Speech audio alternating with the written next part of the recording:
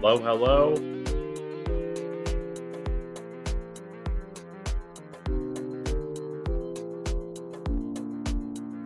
"15 minutes to go." We'll see if this thing actually starts on time.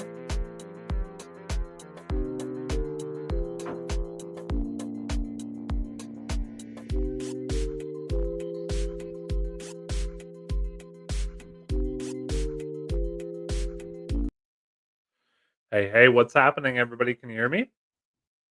I never know. I never know if this thing's on or not. Hello, hello. Da, da, da. 15 minutes to go. Here we go. 15 minutes to go. If this is anything like a Tesla event, we'll start this up in an hour and a half.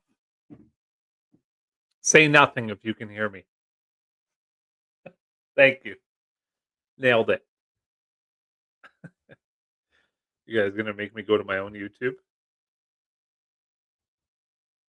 Do, do, do, do, do. I can hear myself. All right. So thank you for saying nothing.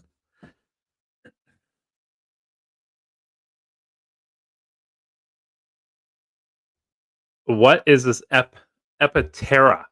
Aptera. Should I know more? Let's type it in. What is Aptera? Oh my goodness. I've never even heard of this until right now. This is it. This is the moment, Earth creature. 25 miles. Let me put that up there for the people to see. 25 miles today for test drive. I prefer T drive and gain 1% charge in that. Let's go into it. Let's check this thing out. Wow. No audio on this. That's maybe the craziest thing I've ever seen.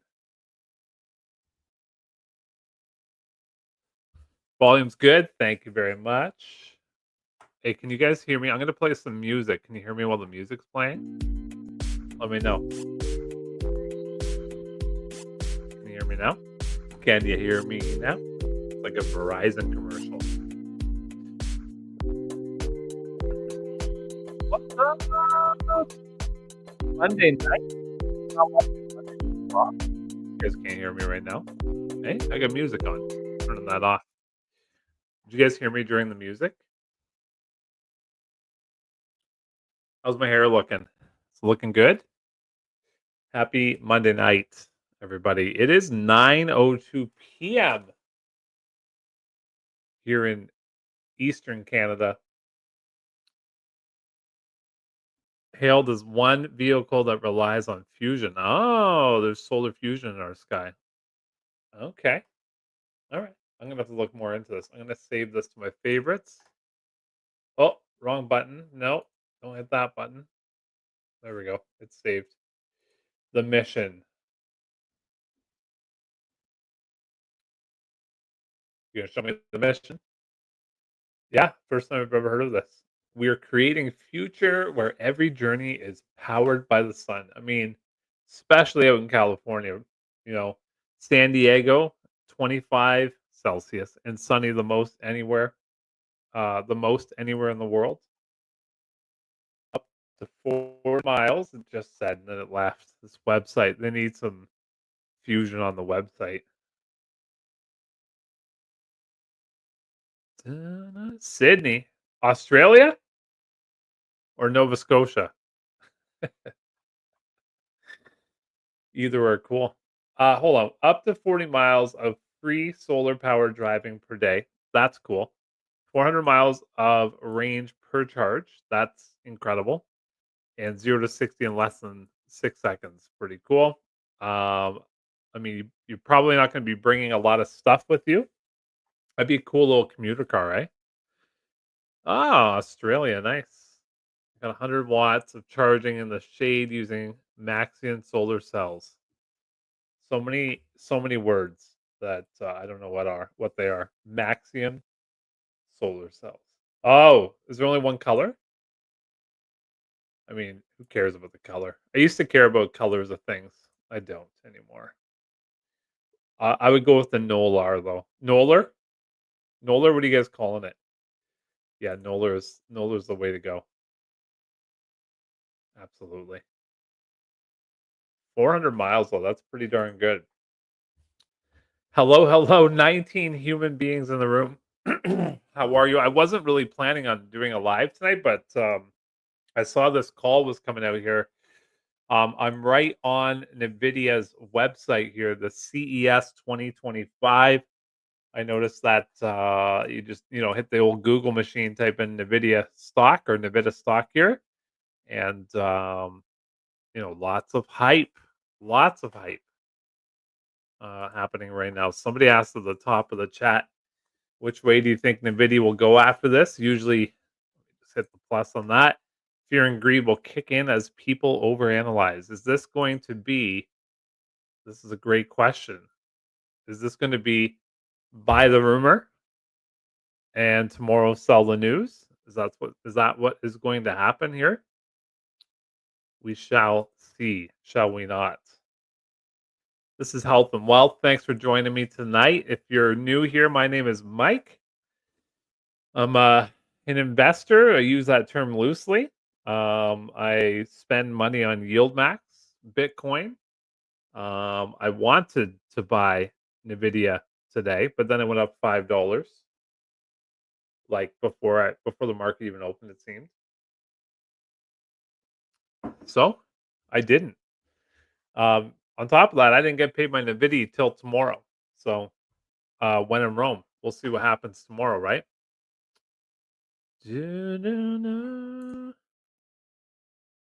Australia. So what time is it, Sydney? Is it 9:05 a.m. p.m.? You're like 24 hours ahead of me, I'm pretty sure. Tell us what happens tomorrow on the stock market. Tell us right now. You're from the future. So if you don't know, this is Nvidia at CES. This is in Las Vegas, and Jensen Huang. I always say his name wrong and spell it wrong. So double whammy. He is the CEO keynote of Nvidia. We'll be saying a little something something apparently tonight. Interesting enough. 1 p.m. Oh man, so you're like, I don't know, like 30. What's the math on that? Like 34 hours ahead of me? No, no, no, no. Like 40 hours ahead? No, I have no idea. I can't do it. It's too late at night over here. Join our mission. Invest now. I'm gonna decline, but I like the mission. Da, da, da. Oh, look at this. Should we go check this out tonight? It says 6:30 Pacific time. So I know the Nvidia website here says 7 minutes. I'm gonna um, work on a little audio. Actually, I'm gonna save this here to my bookmarks as well if I need to close and come back to it. Good stuff. Hey, while I have you all here, how did Nvidia do today? If you watched my video yesterday, I complained about yieldmax not updating their website here, and all they have is their synthetic options on here, but they made a ton of trades over the last day here. So I've got both of these screenshots open. This is from earlier today. Nvidia is what a lot of the subscribers to this channel are in. And so they made a lot of trades today, slash Friday. And so they opened up some options here, some covered calls ending January 10th, which is this Friday. Yeah, they had calls for 149. They had calls. They had synthetic. These are synthetics. The bottom three here because they're the same as the top three up top here. But they got January 25th for $147. January 25th for $148. January 10th for $149. Oh, maybe not that last one, but I think that might be what a credit call spread. And then down here, oh, these are the credit call spreads. Yeah. 149, 152, 157. So those are your credit call spreads. So They had calls for 141, 147, 148, and then credit call spreads for 149, 152, 157. All three of these got blown away today. And I took a screenshot of their closing remarks, if you will, today. They closed a bunch of those for massive failure because Nvidia went way up today. So anytime you see a buy to close and a large number next to it here, $5.88 per, that's a just an absolute gong show. They did it again here, $1.88, not as bad, 9.31 worse. Buy to close, 5.65 by the close, terrible. By the close here, $9.53 per. Oh my goodness, not good. And then $6.14. So they closed a bunch of options today. They had to pay a chunk of change for it. This is going to affect our January 31st distribution. And so that's not good. But I mean, where the goodness is in the synthetic option. Synthetic option should be juicy right now. But yeah, I mean, they just opened these. I don't know when they did, Friday, maybe today, one of those 2 days, and they got smoked. I could see here this one's for January 10th, which is the end of this week, 4 days from now. I'm gathering they closed it because they anticipated this news, this conference that's coming out here tonight to improve the share price, but that's a lot of money that they put out. So that's what you get for doing yield max and not yield pretty good. Thought I'd show that to you guys here. Hopefully you enjoyed that. Would be nicer if we could see it on the website. I am crying. Give me some cheese with my wine. Ba-da-da-da. 19 people. High five, guys. Where are you all tuning in from tonight? Let me know. Let's get this party started. I've got a half glass of water to go over here. I know one of you is from Sydney. I'll type in where I'm from. Ontario. Oh, can I type in where I'm from? Ontario, Canada. Woohoo! Head back over here. It says 3 minutes, but I suspect it might be 29 minutes away. We'll find out. What are you guys into? Are you into Nvidia? Are you into Nvidia? Are you into both?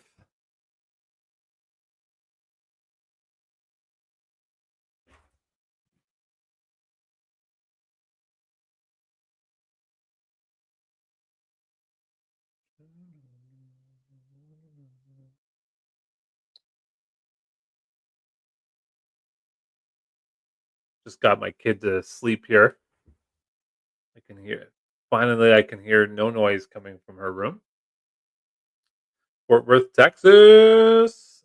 Couple Texas here. Nice to meet you guys. Nice to see you. I think I've heard from you before, but yeah, welcome aboard. Glad to have you. I went to Costco yesterday. I made a post about it. Spent did I say 100 and is this the receipt? $176? $137? Is this from yesterday? Where's the date on this bad boy?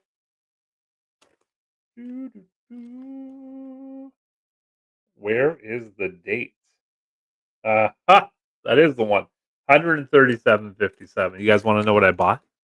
Oh, wait here. Let's throw this back up here. I try and stay away from Costco, but what did I buy? I bought mouthwash. I bought egg whites. I bought bread. Bavarian bread. It's pretty good. Made good bits for snacks for the kiddo. I have no idea what it is, but it's 19.99. I bought that.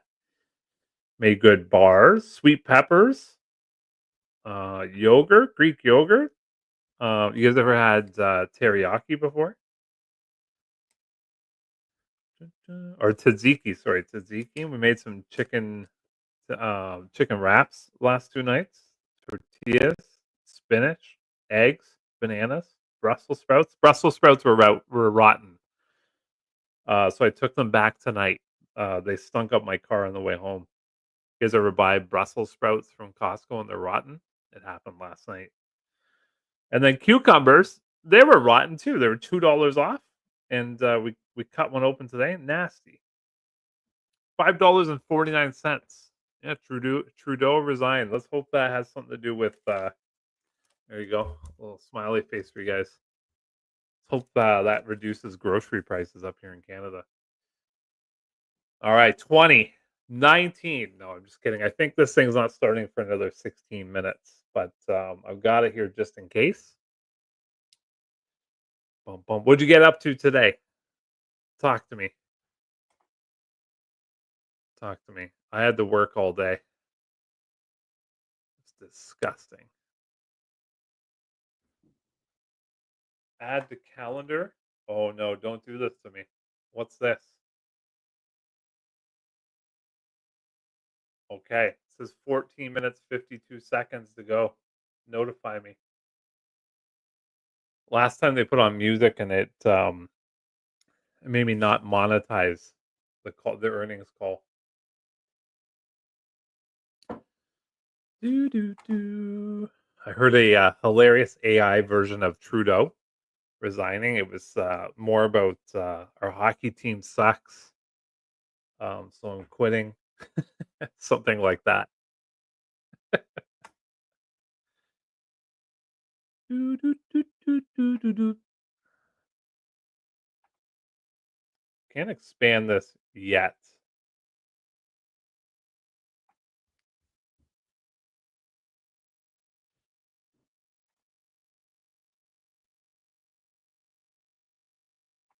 Throw on some tunes.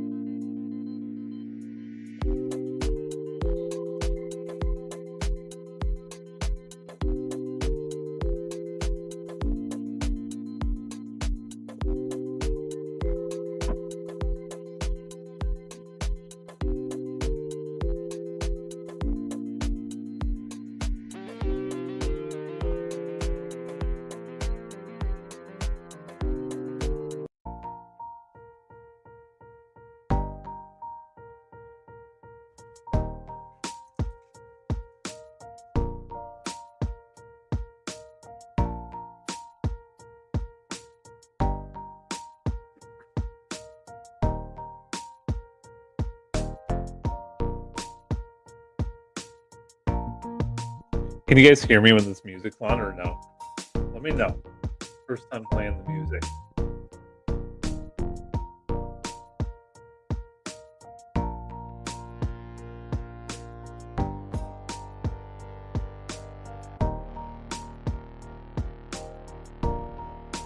You can? What? Whole time. Hit the gym today. Went last night. Good. Last night did chest. Today did back. Absolutely pumped. Way more than I usually can. Bench press, I brought it up. Well, I did dumbbell bench press. Brought it up to 50 pounds per arm. Normally I'm around 40, but I just felt good. Good form, good posture. Came home, had some protein, and yeah, that was good. Then today at lunch, I was like, I'm gonna go. Just a quick little half an hour gym session. It was packed at 1 o'clock in the afternoon, and did back. I knew 3 people there, funny enough, and got a call from one of my work colleagues who might be watching right now. Hey, how's it going, Tom? And so yeah, I ended it there, but I felt good. I feel good. Yeah, we're getting there. We're getting there.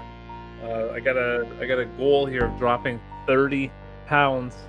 It's not like I'm dramatically overweight, but I want to get in better physical shape for my kid. I want to be able to keep up to her in a couple of years. Right now, I could whoop her because she's 5, but in a couple of years, I think she's gonna beat me. So I need to get ready for that in a race. I can't lose in a race to her ever. That's going to be the goal until I'm, I don't know, 70. Then it'll be acceptable.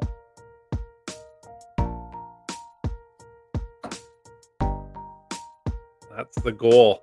That's the goal. And then more chicken fajitas tonight. That tzatziki sauce, cucumbers, sauteed onion, red pepper, spinach, a little bit of cheddar cheese in there. Chicken, real good. Oh, yeah, so I'm gonna start doing that. It's so funny you say that. I just saw a video of somebody hanging today on my Instagram. So I'm gonna start doing that. Oblique crunches while hanging, things like that. Get that grip strength up too. And then I did do legs 5 days ago, and it killed me. I was out for like 4 days. Well, 3 days really, but yesterday was a little sore. But that's gonna be day 4 in the rotation. I'm gonna go again tomorrow, do arms, and I'm gonna do the hanging thing. But the legs, I have tree trunks of legs, but I definitely need to get on that. But I think the main thing that you gotta do is really lock down the diet. For me, it's all about chips all the time. Oh my god, chips. So I eat some chips tonight, and I was like, what am I doing? Gotta lock down that diet. Fruits, vegetables, chicken. That's my main go-to. That is my main go-to. You guys hear about my New Year's goal? I did it last year too. Same goal. Last year, so my goal is 1,000 hours of outdoor time. So far this year, I have 7 hours in 6 days. Mind you, it's been snowing for 3 days straight, but been out there a lot to snow blow. Last year, I made it to 600 hours. So far, I'm at 6 hours. We're going to 1,000. I'm going to do these videos outdoors more and more often here. Vegan? I'm not opposed to being vegetarian. I don't know about vegan. I mean, I should really go vegan because, like, cheese doesn't really work well with my stomach as I get older. Not opposed to it, but I do like meat. 24 people. Have you guys hit the like button? Who's hit the like button? Show me the love and let other people know that we're here. When this thing starts, I'm going to turn my mic off. Can you guys do me a favor? Let me know if you can hear it.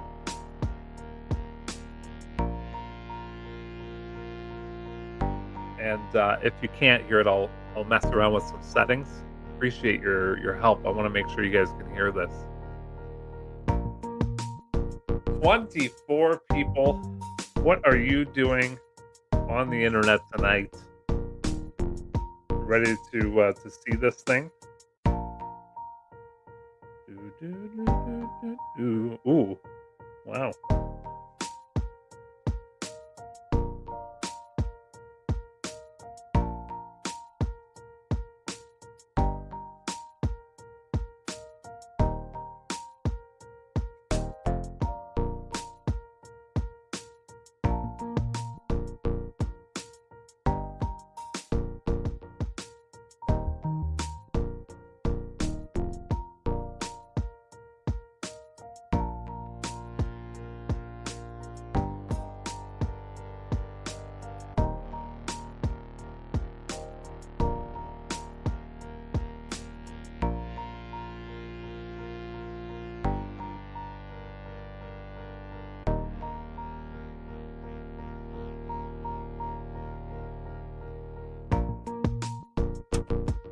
Let's go. What time is it? It's go time. Elon Musk is calling saying he wants his press conference timing back. Was there a medical emergency? Or you guys know what I'm talking about here? Medical emergency? Anybody watch his iRobot event? They were what, 45 minutes late?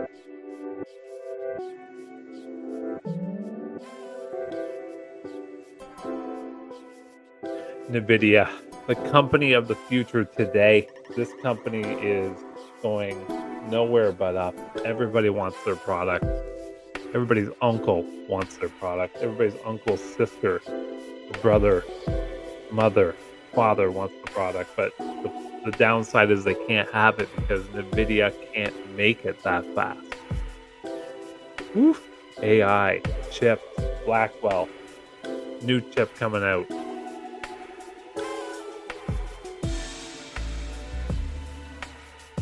New chip coming out. I want this box right now at $102 because I want to buy more. I mean, I want to buy some,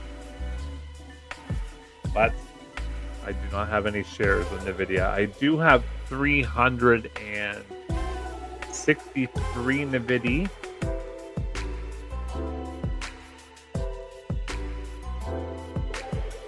Common sense skeptic. Oh, it sounds like he's not high on Tesla. Is that true? Common sense skeptic. I'm gonna go look it up. Common sense skeptic. Common.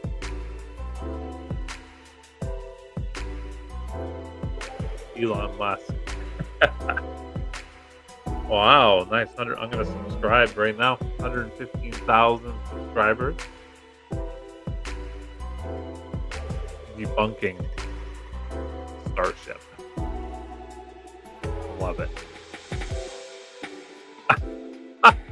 I like it. The Matrix of Lies, Brothers in Crime Part 1. I mean, the thumbnails are pretty good for this guy. That's cool.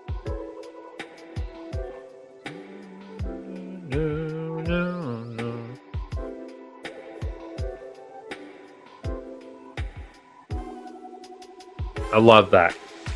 I love that. What's the downside to Nvidia? Market crash. Or somebody else is coming out with a better chip faster. That's always a downside. Is AMD going to be a sleepy giant this year? I doubt it. You never know, though. You never know.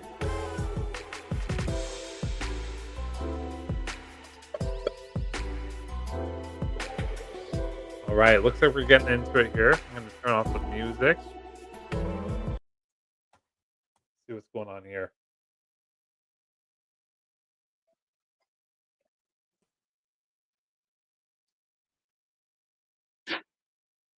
You guys hear it?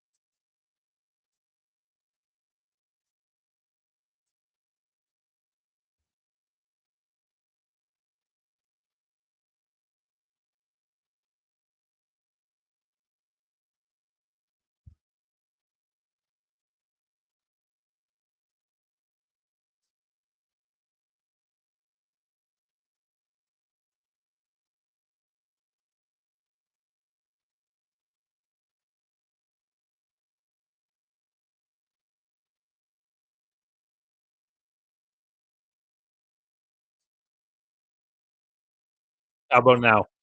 Okay, I'm gonna hit a few buttons here. Bear with me.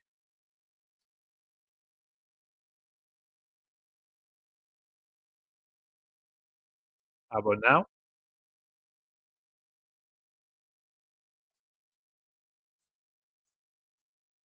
What about this thing, though?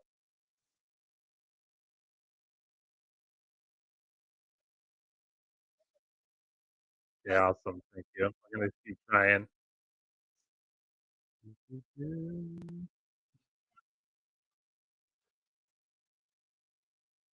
Association, the producer of CES, and I am so thrilled to kick off.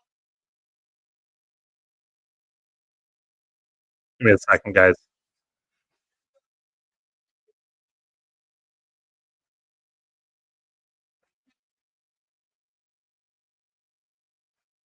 Give me a moment here.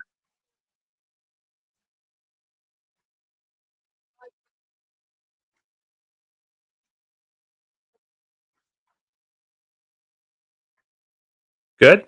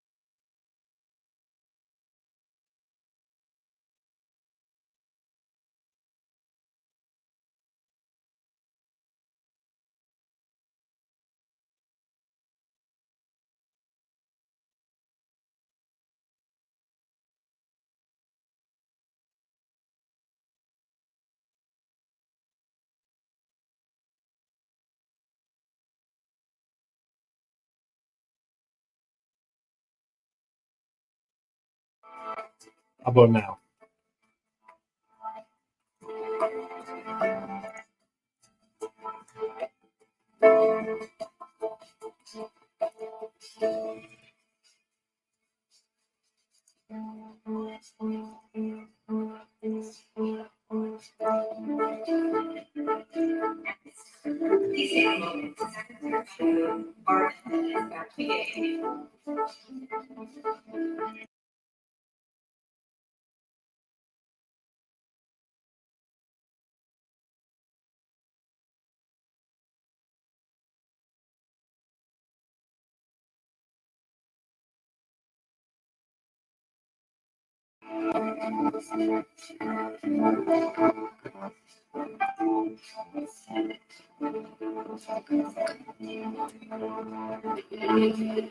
How about now?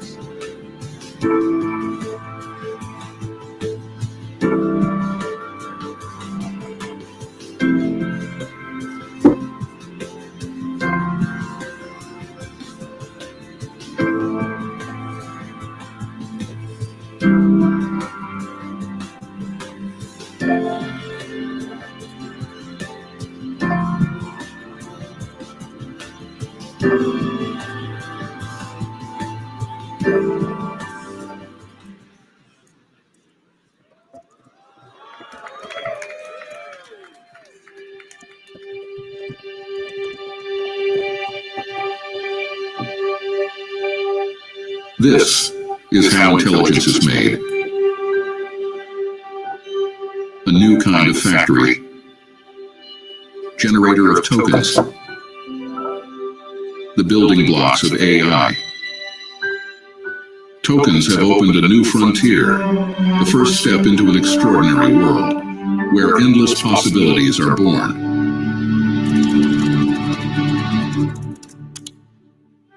Tokens transform words into knowledge and breathe life into images.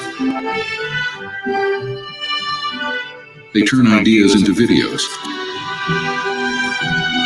and help us safely navigate any environment. Tokens teach robots to move like the masters. Inspire new ways to celebrate our victories. A martini, please. Only light up. Thank you, Adam. And give us peace of mind when we need it most. Hi, Ruka.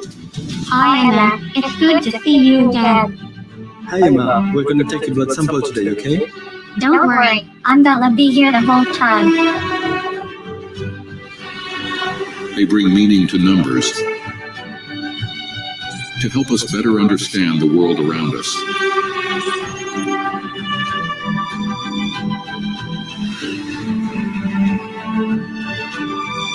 Predict the dangers that surround us.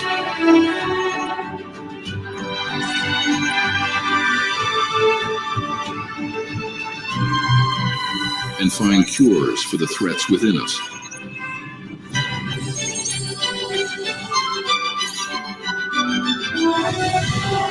Tokens can bring our visions to life.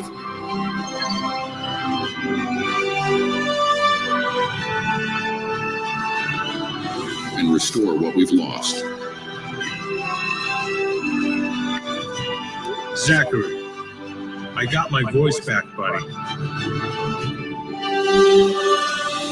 They help us move forward. One small step at a time.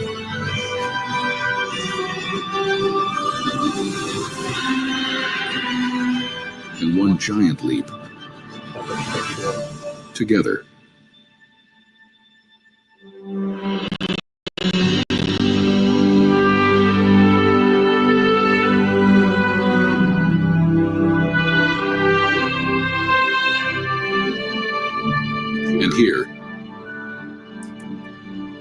is where it all begins.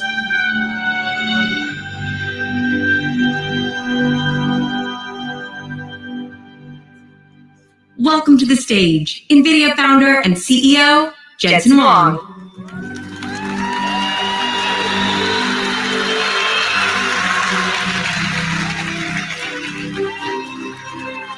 Welcome to CES! Are you excited to be in Las Vegas? Do you like my jacket? I thought I'd go the other way from Gary Shapiro. I'm in Las Vegas after all. If this doesn't work out, if all of you object, well, just get used to it. I really think you have to let this sink in. In another hour or so, you're going to feel good about it. Well, welcome to NVIDIA. In fact, you're inside NVIDIA's digital twin. And we're going to take you to NVIDIA. Ladies and gentlemen, welcome to NVIDIA. You're inside our digital twin. Everything here is generated by AI. It has been an extraordinary journey, extraordinary year. And it started in 1993. Ready, go! With NV1, we wanted to build computers that can do things that normal computers couldn't. And NV1 made it possible to have a game console in your PC. Our programming architecture was called UDA, missing the letter C until a little while later, but UDA, Unified Device Architecture. And the first developer for UDA and the first application that worked on UDA was Sega's Virtual Fighter. 6 years later, we invented, in 1999, the programmable GPU. And it started 20 plus years of incredible advance in this incredible processor called the GPU. It made modern computer graphics possible. And now, 30 years later, Sega's Virtual Fighter is completely cinematic.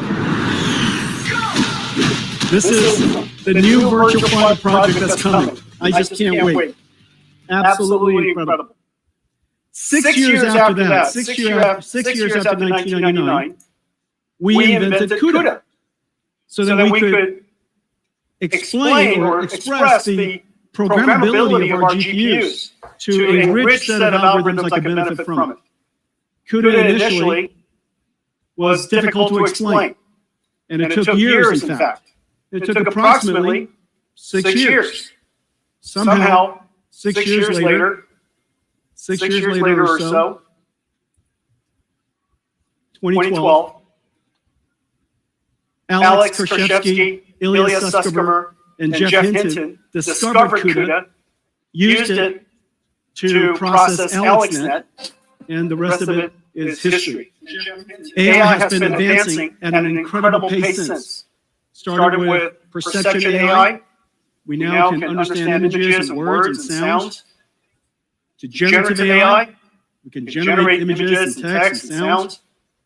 And now, agentic AI. AIs that can perceive, reason, plan, and act. And then the next phase, some of which we'll talk about tonight, physical AI, 2012. Now, magically, 2018, something happened that was pretty incredible. Google's Transformer was released as BERT, and the world of AI really took off. Transformers, as you know, completely changed the landscape for artificial intelligence. In fact, it completely changed the landscape for computing altogether. We recognized properly that AI was not just a new application with a new business opportunity, but AI, more importantly, machine learning enabled by transformers, was going to fundamentally change how computing works. And today, computing is revolutionized in every single layer, from hand coding, instructions that run on CPUs to create software tools that humans use. We now have machine learning that creates and optimizes neural networks that processes on GPUs and creates artificial intelligence. Every single layer of the technology stack has been completely changed. An incredible transformation in just 12 years. Well, we can now understand information of just about any modality. Surely you've seen text and images and sounds and things like that. But not only can we understand those, we can understand amino acids, we can understand physics. We understand them, we can translate them, and generate them. The applications are just completely endless. In fact, almost any AI application that you see out there, what modality is the input that it learned from? What modality of information did it translate to? And what modality of information is it generating? If you ask these three fundamental questions, just about every single application could be inferred.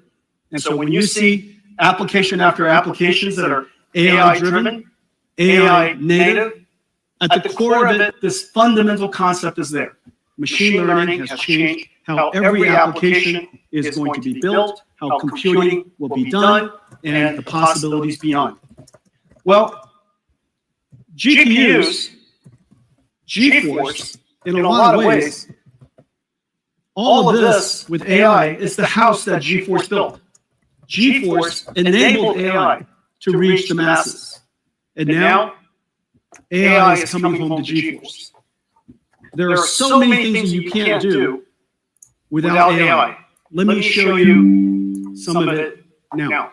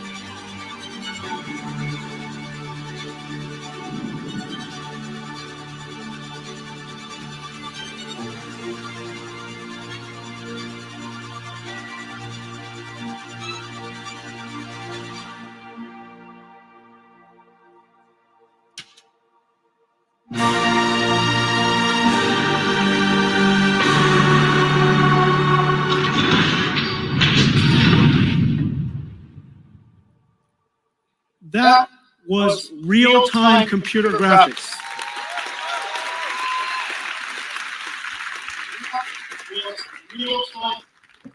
No computer graphics researcher, no computer scientist would have told you that it is possible for us to ray trace every single pixel at this point. Ray tracing is a simulation of light. The amount of geometry that you saw was absolutely insane. It would have been impossible without artificial intelligence. There are two fundamental things that we did. We used, of course, programmable shading and ray traced acceleration to produce incredibly beautiful pixels.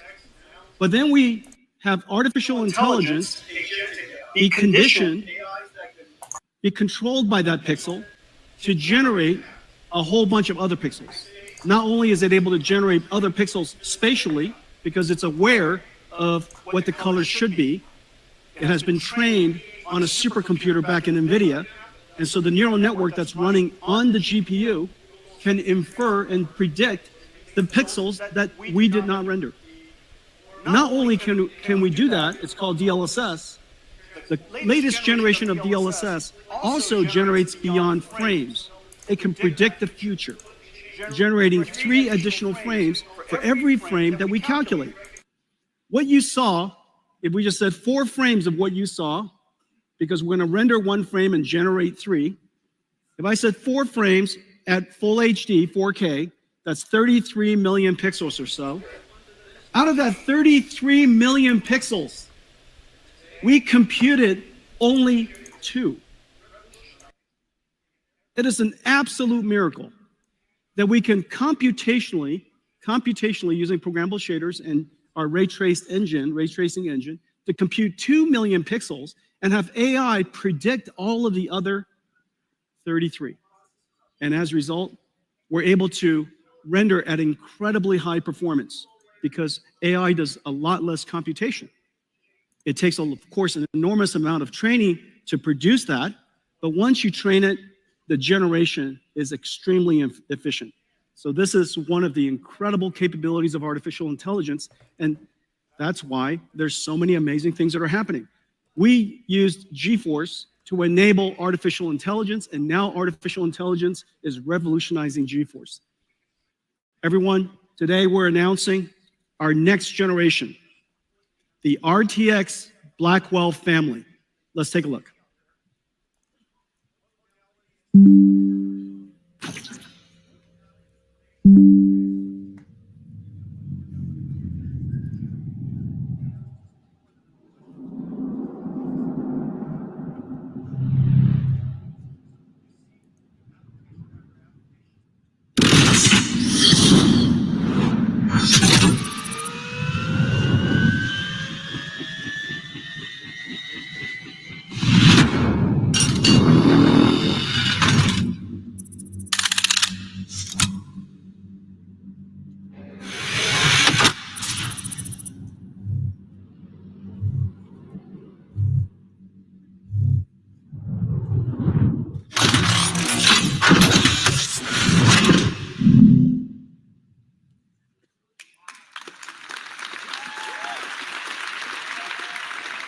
Here it is, our brand new GeForce RTX 50 series Blackwell architecture.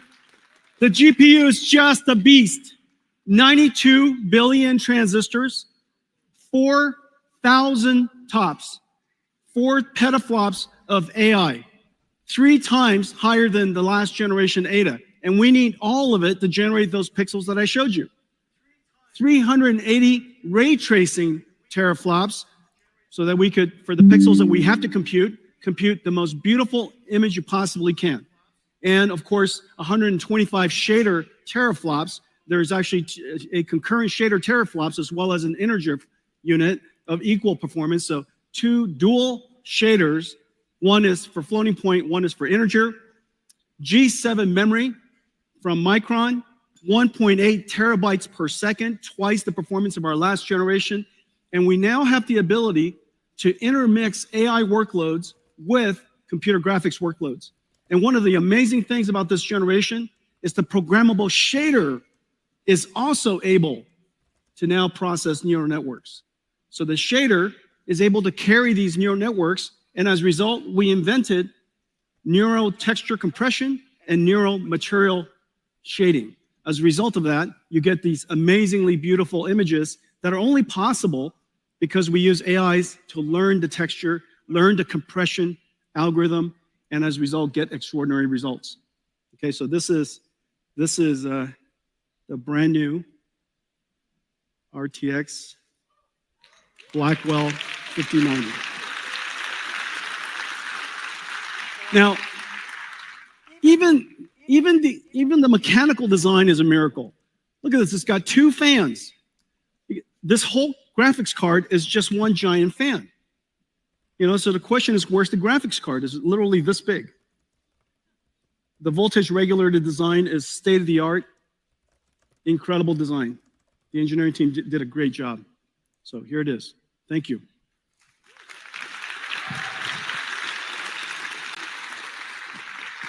Okay, so those are the speeds and feeds, so how does it compare? Well, this is RTX 4090. I know many of you have one. I know it. Look, it's $1,599. It is one of the best investments you could possibly make. For $1,599, you bring it home to your $10,000 PC entertainment command center. Isn't that right?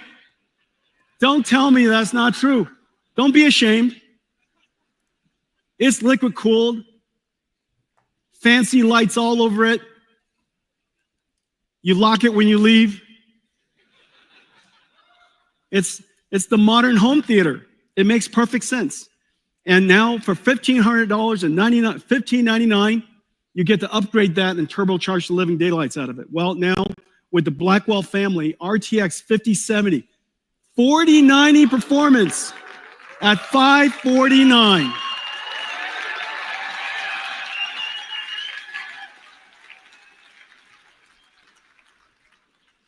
Impossible without artificial intelligence. Impossible without the 4 teraops of AI tensor cores. Impossible without the G7 memories. Okay, so 5070, 4090 performance, $549, and here's the whole family. Starting from 5070 all the way up to 5090. 5090, twice the performance of a 4090. Starting, of course, we're producing at very large scale availability starting January. Well, it is incredible, but we managed to put these in gigantic performance GPUs into a laptop.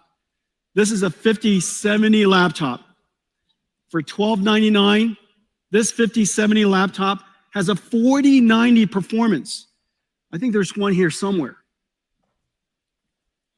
Let me show you this. This is look at this thing.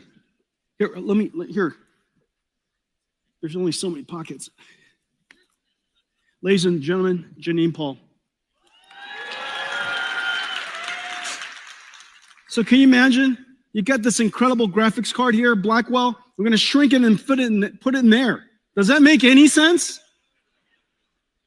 Well, you can't do that without artificial intelligence. And the reason for that is because we're generating most of the pixels using our tensor cores. So we ray trace only the pixels we need, and we generate using artificial intelligence all of the other pixels we have. As a result, the energy efficiency is just off the charts. The future of computer graphics is neural rendering, the fusion of artificial intelligence and computer graphics. And what's really amazing is, oh, here we go. Thank you. This is a surprisingly kinetic keynote. And what's really amazing is the family of GPUs we're going to put in here. And so the 5090 will fit into a laptop, a thin laptop. That last laptop was 14.9 millimeters. You got a 5080, 5070 Ti, and 5070. Okay, so ladies and gentlemen, the RTX Blackwell family.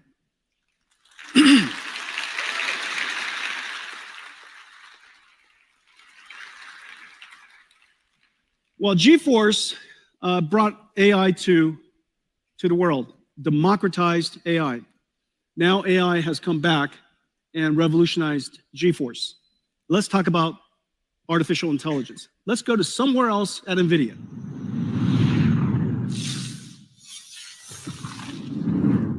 This is literally our office. This is literally Nvidia's headquarters. Okay, so let's talk about AI. The industry is chasing and racing to scale artificial intelligence. And the scaling law is a powerful model. It's an empirical law that has been observed and demonstrated by researchers and industry over several generations. And the scaling law says that the more data you have, the training data that you have, the larger model that you have, and the more compute that you apply to it, therefore, the more effective or the more capable your model will become. And so the scaling law continues.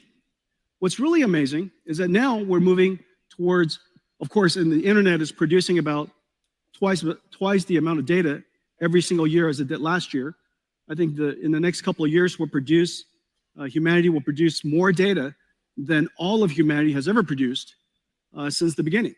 And so we're still producing a gigantic amount of data, and it's becoming multimodal. Video and images and sound, all of that data could be used to train the fundamental knowledge, the foundational knowledge of an AI. But there are, in fact, two other scaling laws that has now emerged. And it's somewhat intuitive. The second scaling law is post-training scaling law. Post-training scaling law uses techniques like reinforcement learning, human feedback. Basically, the AI produces and generates answers based on a human query. The human then, of course, gives a feedback. It's much more complicated than that, but that reinforcement learning system with a fair number of very high quality prompts causes the AI to refine its skills. It could fine tune its skills for particular domains. It could be better at solving math problems, better at reasoning, so on and so forth. And so it's essentially like having a mentor or having a coach give you feedback after you're done going to school. And so you get tests, you get feedback, you improve yourself. We also have reinforcement learning AI feedback, and we have synthetic data generation. These techniques are rather akin to, if you will, self-practice. You know the answer to a particular problem, and you continue to try it until you get it right. And so an AI could be presented with a very complicated and a difficult problem that is verifiable functionally, and it has an answer that we understand, maybe proving a theorem, maybe solving a geometry problem. And so these problems would cause the AI to produce answers, and using reinforcement learning, you would learn how to improve itself. That's called post-training. Post-training requires an enormous amount of computation, but the end result produces incredible models. We now have a third scaling law, and this third scaling law has to do with what's called test time scaling. Test time scaling is basically when you're being used. When you're using the AI has the ability to now apply a different resource allocation. Instead of improving its parameters, now it's focused on deciding how much computation to use to produce the answers it wants to produce. Reasoning is a way of thinking about this. Long thinking is a way to think about this. Instead of a direct inference or one-shot answer, you might reason about it. You might break down the problem into multiple steps. You might generate multiple ideas and evaluate, your AI system would evaluate which one of the ideas that you generated was the best one. Maybe it solves the problem step by step, so on and so forth. And so now test time scaling has proven to be incredibly effective. You're watching this sequence of technology and all of these scaling laws emerge as we see incredible achievements from ChatGPT to O1 to O3, and now Gemini Pro. All of these systems are going through this journey step by step of pre-training to post-training to test time scaling. Well, the amount of computation that we need, of course, is incredible. And we would like, in fact, that society has the ability to scale the amount of computation to produce more and more novel and better intelligence. Intelligence, of course, is the most valuable asset that we have, and it can be applied to solve a lot of very challenging problems. And so, scaling law, it's driving enormous demand for NVIDIA computing. It's driving an enormous demand for this incredible chip we call Blackwell. Let's take a look at Blackwell. Well, Blackwell is in full production. It is incredible what it looks like. So first of all, there's some, every single cloud service provider now have systems up and running. We have systems here from about 15 computer makers. It's being made about 200 different SKUs, 200 different configurations. They're liquid-cooled, air-cooled, x86, NVIDIA Grace CPU versions, NVLink 36 by 2, NVLink 72 by 1, whole bunch of different types of systems so that we can accommodate just about every single data center in the world. Well, these systems are being currently manufactured in some 45 factories. It tells you how pervasive artificial intelligence is and how much the industry is jumping onto artificial intelligence in this new computing model. Well, the reason why we're driving it so hard is because we need a lot more computation. And it's very clear that Janine?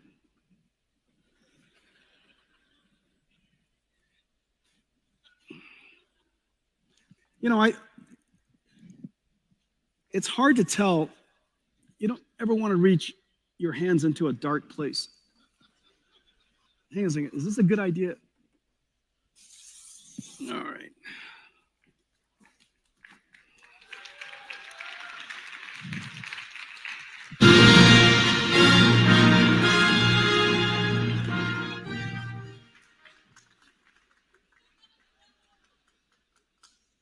Wait for it. Wait for it. I thought I was worthy.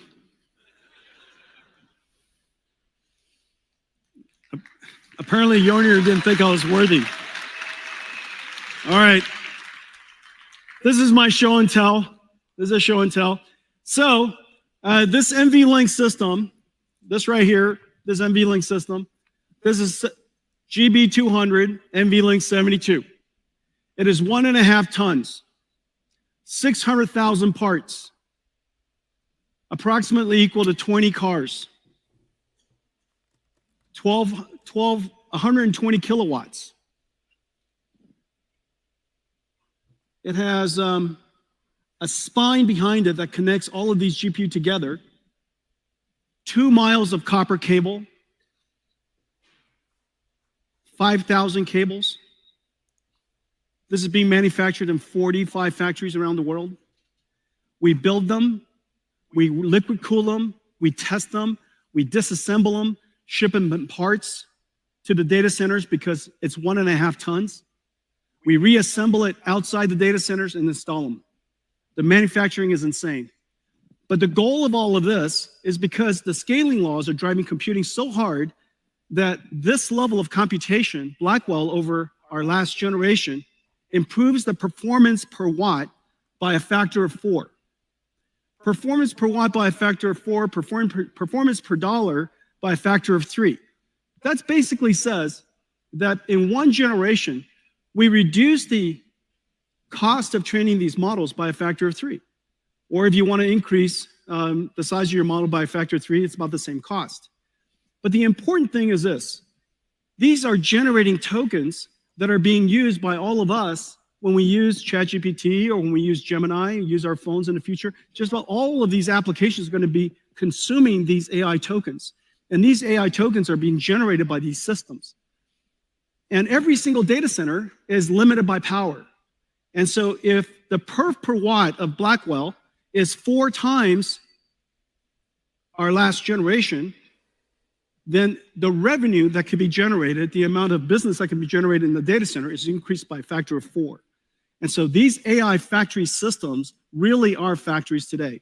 Now, the goal of all of this is so that we can create one giant chip.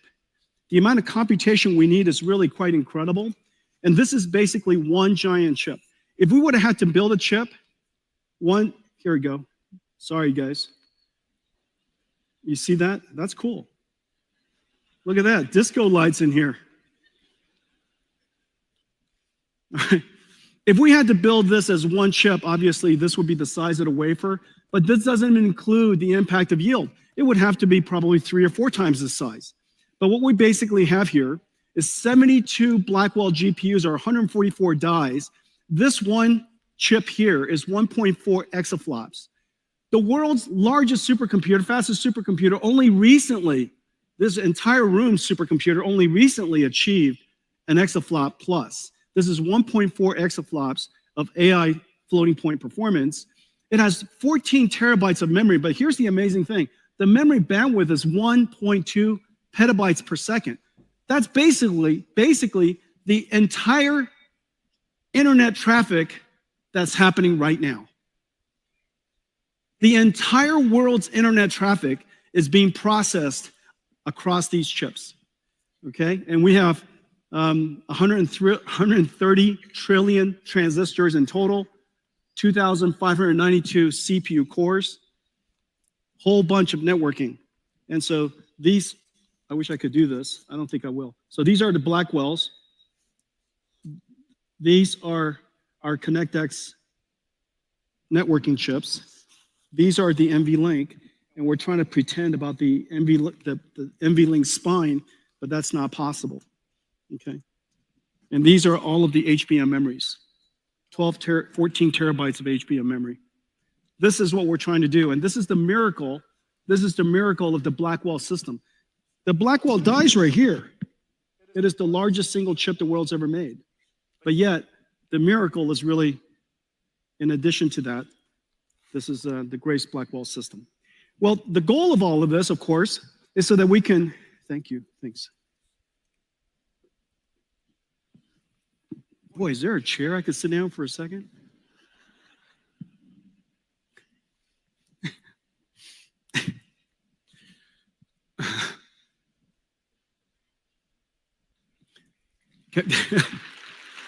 Can I have a Michelob Ultra?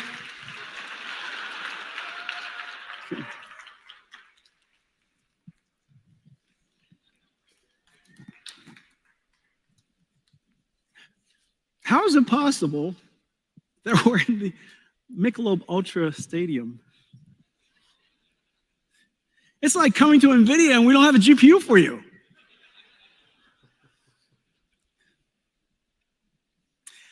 So we need an enormous amount of computation because we want to train larger and larger models. And these inferences used to be one inference, but in the future, the AI is going to be talking to itself. It's going to be thinking. It's going to be internally reflecting, processing. So today, when the tokens are being generated at you, so long as it's coming out at 20 or 30 tokens per second, it's basically as fast as anybody can read. However, in the future, and right now with GPT-01, you know, with the new Gemini Pro and the new the 01, 03 models, they're talking to themselves, reflecting, they're thinking. And so, as you can imagine, the rate at which the tokens could be ingested is incredibly high. And so we need the token rates, the token generation rates to go way up. And we also have to drive the cost way down simultaneously so that the quality of service can be extraordinary, the cost to customers can continue to be low, and AI will continue to scale. And so that's the fundamental purpose, the reason why we created NVLink. Well, one of the most important things that's happening in the world of enterprise is agentic AI. Agentic AI basically is a perfect example of test time scaling. AI is a system of models. Some of it is understanding, interacting with the customer, interacting with the user. Some of it's maybe retrieving information from storage, a semantic AI system like a RAG. Maybe it's going on to the internet. Maybe it's studying a PDF file. And so it might be using tools. It might be using a calculator. And it might be using a generative AI to generate charts and such. And it's taking the problem you gave it, breaking it down step by step, and it's iterating through all these different models. Well, in order to respond to a customer in the future, in order for AI to respond, it used to be ask a question, answer starts spewing out. In the future, you ask a question, a whole bunch of models are going to be working in the background. And so test time scaling, the amount of computation used for inferencing, is going to go through the roof. It's going to go through the roof because we want better and better answers. Well, to help the industry build agentic AI, our go-to-market is not direct to enterprise customers. Our go-to-market is we work with software developers in the IT ecosystem to integrate our technology to make possible new capabilities, just like we did with CUDA libraries. We now want to do that with AI libraries. And just as the computing model of the past has APIs that are doing computer graphics or doing linear algebra or doing fluid dynamics, in the future, on top of those acceleration libraries, CUDA acceleration libraries, we'll have AI libraries. We've created 3 things for helping the ecosystem build agentic AI. NVIDIA NIMs, which are essentially AI microservices all packaged up. It takes all of this really complicated CUDA software, CUDA DNN, Cutlass, or Tensor RTLM, or Triton, or all of these different really complicated software, and the model itself, we package it up, we optimize it, we put it into a container, and you could take it wherever you like. And so we have models for vision, for understanding languages, for speech, for animation, for digital biology, and we have some new exciting models coming for physical AI. And these AI models run in every single cloud because NVIDIA's GPUs are now available in every single cloud. It's available in every single OEM. So you could literally take these models, integrate it into your software packages, create AI agents that run on Cadence, or they might be ServiceNow agents, or they might be SAP agents, and they could deploy it to their customers and run it wherever the customers want to run the software. The next layer is what we call NVIDIA NeMo.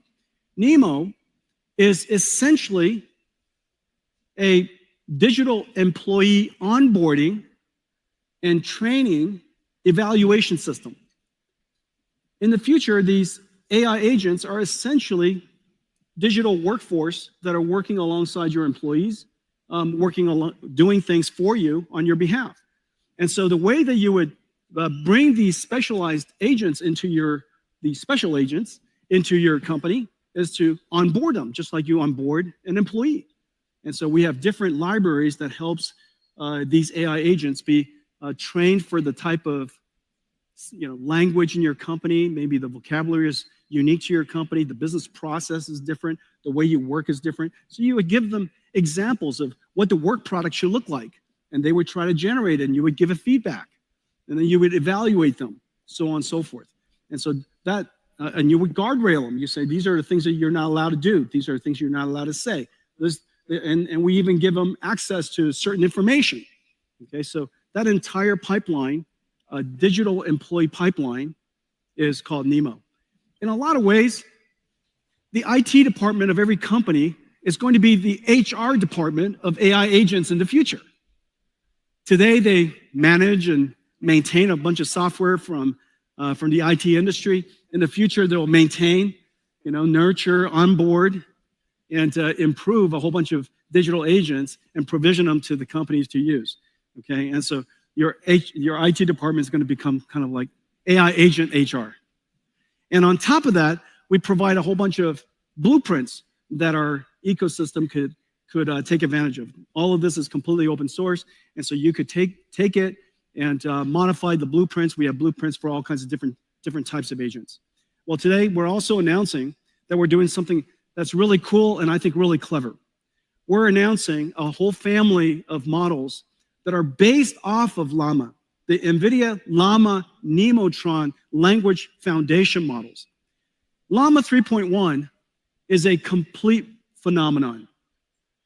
The download of Llama 3.1 from Meta, 650,000 times, something like that. It has been derived and turned into other models, about 60,000 other different models. It is singularly the reason why just about every single enterprise and every single industry has been activated to start working on AI. Well, the thing that we did was we realized that the Llama models really could be better fine-tuned for enterprise use. And so we fine-tune them using our expertise and our capabilities, and we turn them into the Llama Nemotron suite of open models. There are small ones that interact in very, very fast response time, extremely small. They're what we call super Llama Nemotron supers. They're basically your mainstream versions of your models, or your ultra model. The ultra model could be used to be a teacher model for a whole bunch of other models. It could be a reward model, evaluator, a judge for other models to create answers and decide whether it's a good answer or not. Basically give feedback to other models. It could be distilled in a lot of different ways. Basically, a teacher model, a knowledge distillation model. Very large, very capable. And so all of this is now available online. Well, these models are incredible. It's number one in leaderboards for chat, leaderboard for instruction, leaderboard for retrieval. So the different types of functionalities necessary that are used in AI agents around the world, these are going to be incredible models for you. We're also working with the ecosystem.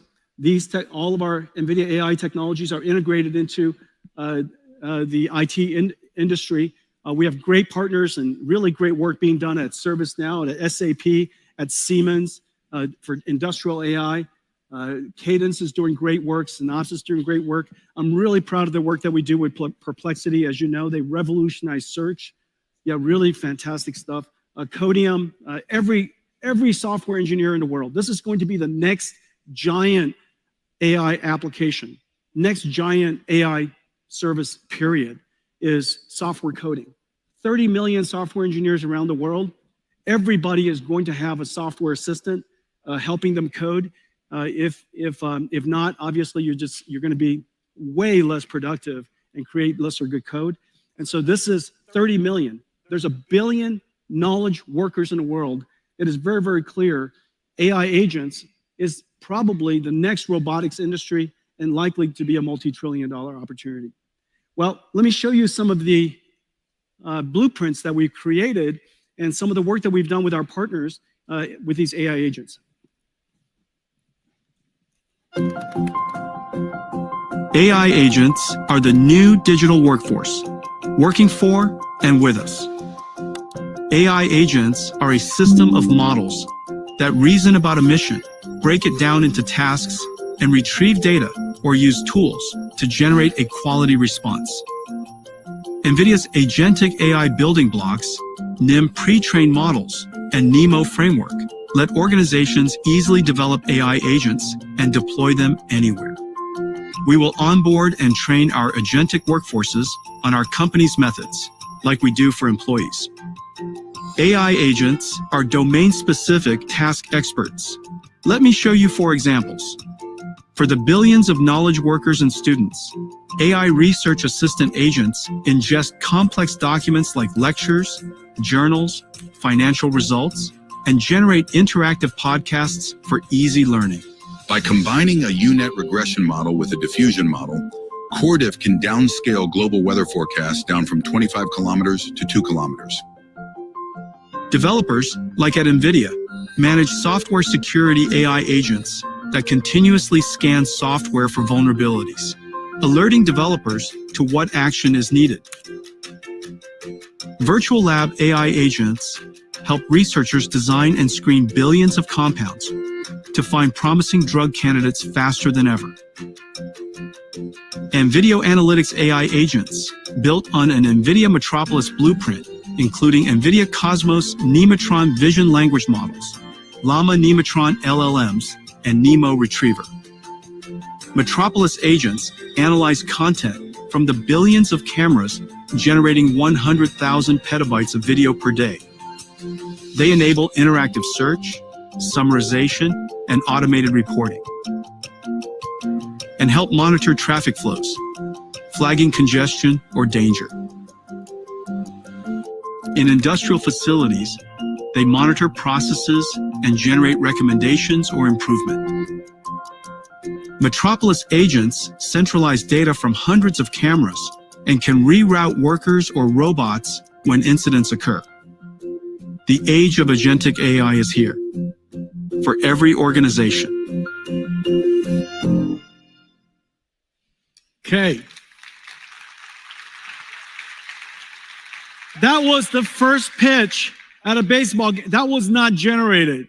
I just felt that none of you were impressed. Okay, so AI was created in the cloud and for the cloud. AI was created in the cloud for the cloud.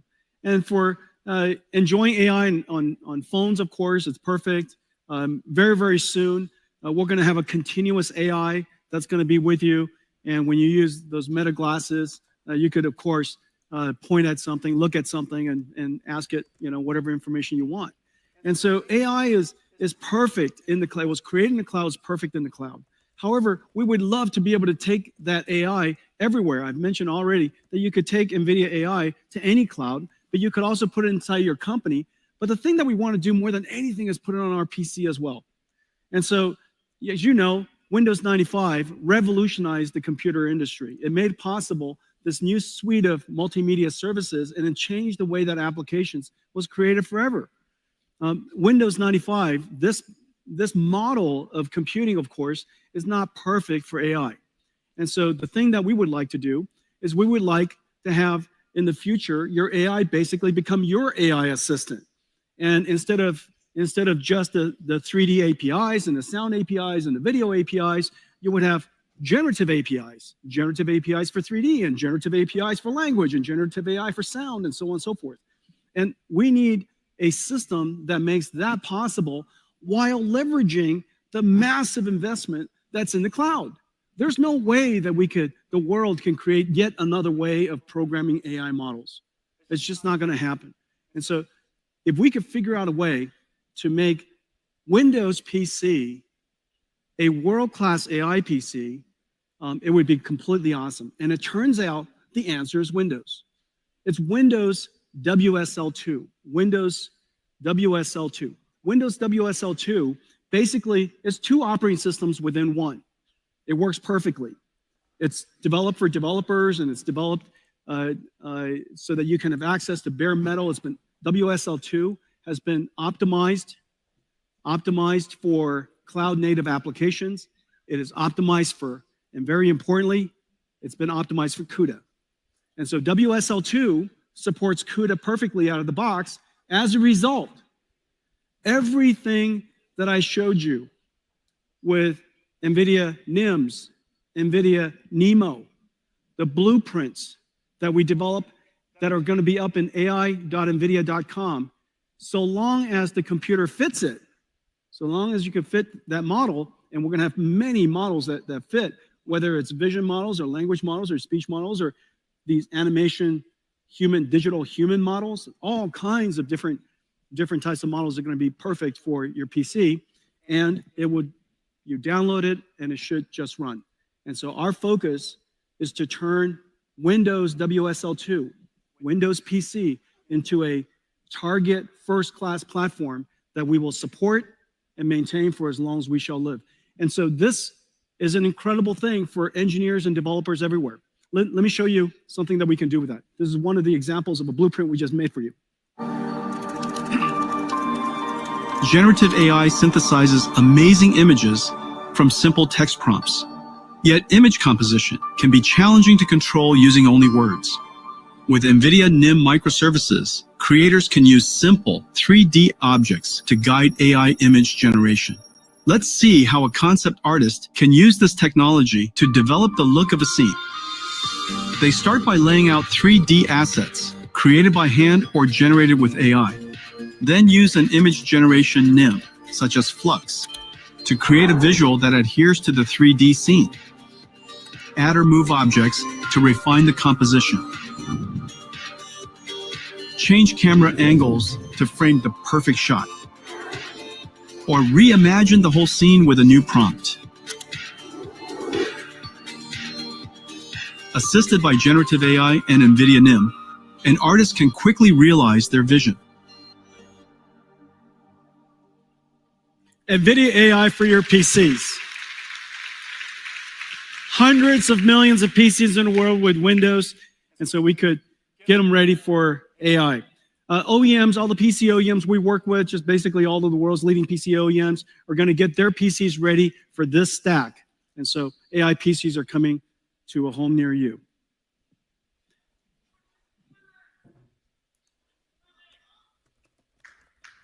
Linux is good.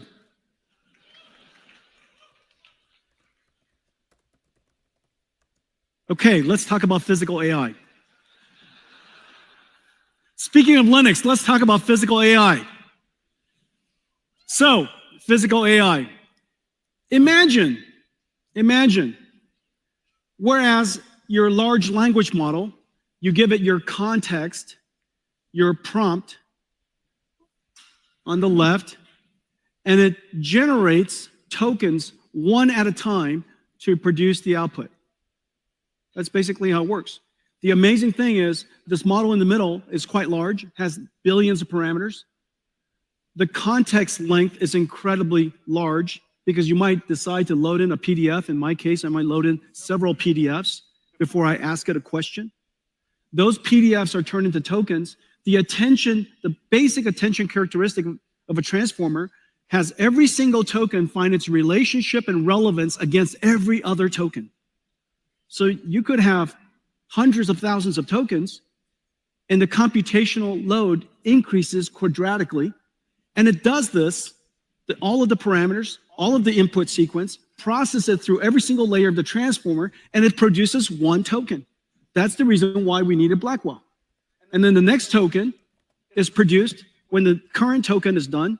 It puts the current token into the input sequence and takes that whole thing and generates the next token. It does it one at a time. This is the transformer model. It's the reason why it is so incredibly effective, computationally demanding. What if instead of PDFs, it's your surrounding? And what if instead of the prompt, a question, it's a request? Go over there and pick up that, that box and bring it back.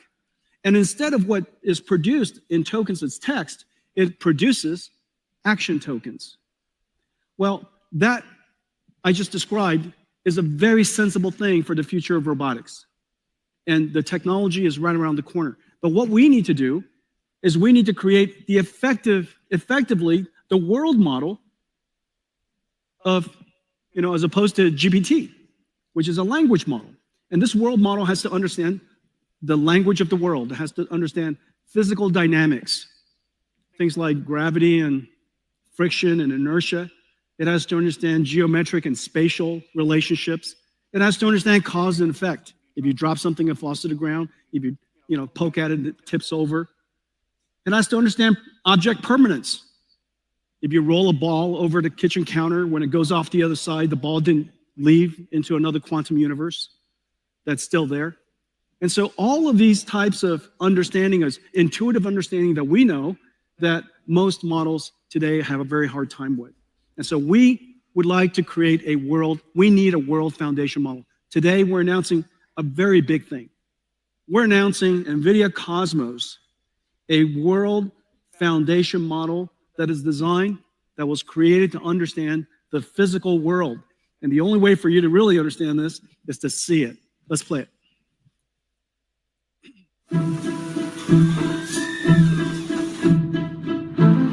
The next frontier of AI is physical AI.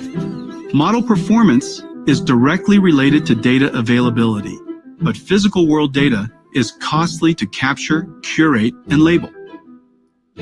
NVIDIA Cosmos is a world foundation model development platform to advance physical AI. It includes auto-regressive world foundation models, diffusion-based world foundation models, advanced tokenizers, and an NVIDIA CUDA, an AI-accelerated data pipeline. Cosmos models ingest text, image, or video prompts and generate virtual world states as videos.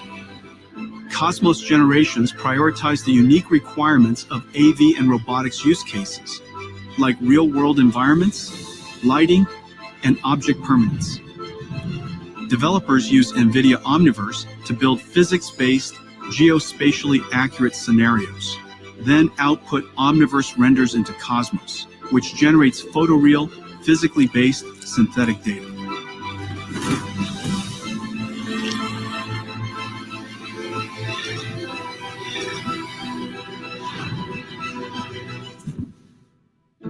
Whether diverse objects or environments,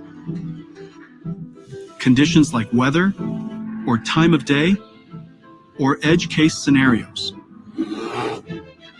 Developers use Cosmos to generate worlds for reinforcement learning AI feedback to improve policy models, or to test and validate model performance, even across multi-sensor views.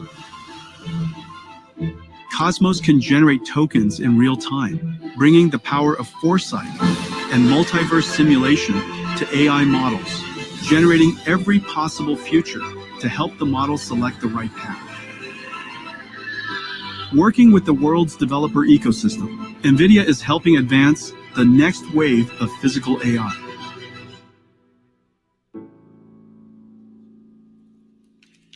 NVIDIA Cosmos. NVIDIA Cosmos. NVIDIA Cosmos, the world's first world foundation model. It is trained on 20 million hours of video. The 20 million hours of video focuses on physical dynamic things. So dynamic nature themes, humans walking, hands moving, manipulating things, things that are fast camera movements. It's really about teaching the AI, not about generating creative content, but teaching the AI to understand the physical world. And with this physical AI, there are many downstream things that we could do as a result. We could do synthetic data generation to train models. We could distill it and turn it into effectively the beginnings of a robotics model. You could have it generate multiple physically based, physically plausible scenarios of the future, basically do a Doctor Strange. You could, because this model understands the physical world, of course, you saw a whole bunch of images generated. This model understanding the physical world, it also could do, of course, captioning. And so it could take videos, caption it incredibly well, and that captioning and the video could be used to train large language models, multimodality large language models. And so you could use this technology to use this foundation model to train robots, as well as large language models. And so this is the NVIDIA Cosmos. The platform has an autoregressive model for real-time applications, has diffusion model for very high quality image generation. It's incredible tokenizer, basically learning the vocabulary of real world, and a data pipeline so that if you would like to take all of this and then train it on your own data, this data pipeline, because there's so much data involved, we've accelerated everything end to end for you. And so this is the world's first data processing pipeline that's CUDA accelerated as well as AI accelerated. All of this is part of the Cosmos platform. And today we're announcing that Cosmos is open licensed. It's open available on GitHub.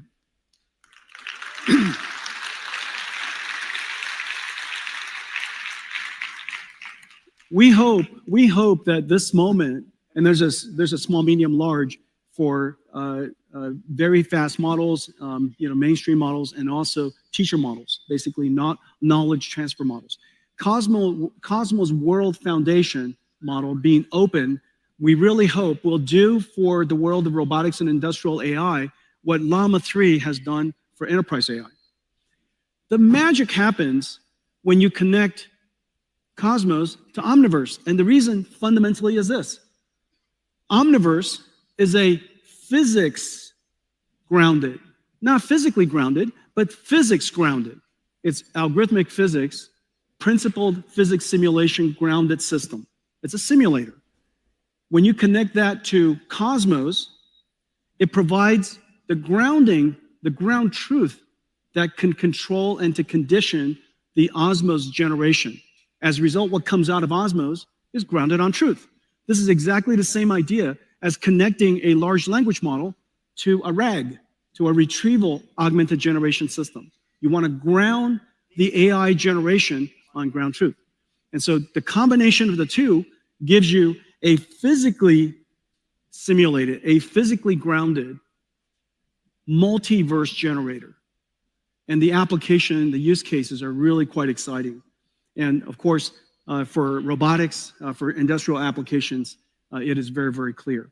This Cosmos plus Omniverse plus Cosmos represents the third computer that's necessary for building robotic systems. Every robotics company will ultimately have to build 3 computers. The robotic system could be a factory, the robotic system could be a car, it could be a robot. You need 3 fundamental computers. One computer, of course, to train the AI. We call it the DGX computer to train the AI. Another, of course, when you're done, to deploy the AI. We call that AGX. That's inside the car, in the robot, or in an AMR, or at the in a stadium, or whatever it is. These computers are at the edge and they're autonomous. But to connect the two, you need a digital twin. And this is all the simulations that you were seeing. The digital twin is where the AI that has been trained goes to practice, to be refined, to do its synthetic data generation. reinforcement learning, AI feedback, such and such. And so it's the digital twin of the AI.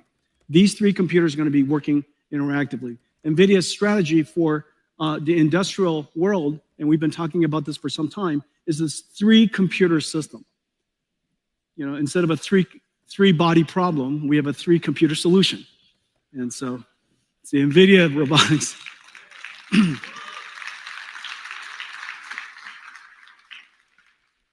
So let me give you three examples. All right, so the first example is how we apply all of this to industrial digitalization. There are millions of factories, hundreds of thousands of warehouses. That's basically it's the backbone of a $50 trillion manufacturing industry. All of that has to become software defined. All of it has to have automation in the future. And all of it will be infused with robotics. Well, we're partnering with Keon, the world's leading warehouse automation solutions provider, and Accenture, the world's largest professional services provider, and they have a big focus in digital manufacturing. And we're working together to create something that's really special. And I'll show you that in a second. But our go-to-market is essentially the same as all of the other software platforms and all the technology platforms that we have through the developers and ecosystem partners. And we have just a growing number of ecosystem partners connecting to Omniverse. And the reason for that is very clear. Everybody wants to digitalize the future of industries. There's so much waste, so much opportunity for automation in that $50 trillion of the world's GDP. So let's take a look at that. This one example that we're doing with Keon and Accenture. Keon, the supply chain solution company, Accenture, a global leader in professional services, and Nvidia are bringing physical AI to the $1 trillion warehouse and distribution center market. Managing high-performance warehouse logistics involves navigating a complex web of decisions influenced by constantly shifting variables. These include daily and seasonal demand changes, space constraints, workforce availability, and the integration of diverse robotic and automated systems. And predicting operational KPIs of a physical warehouse is nearly impossible today. To tackle these challenges, Keon is adopting Mega, an NVIDIA Omniverse blueprint for building industrial digital twins to test and optimize robotic fleets. First, Keon's warehouse management solution assigns tasks to the industrial AI brains in the digital twin, such as moving a load from a buffer location to a shuttle storage solution. The robot's brains are in a simulation of a physical warehouse, digitalized into Omniverse using OpenUSD connectors to aggregate CAD, video and image to 3D, LiDAR to point cloud, and AI-generated data.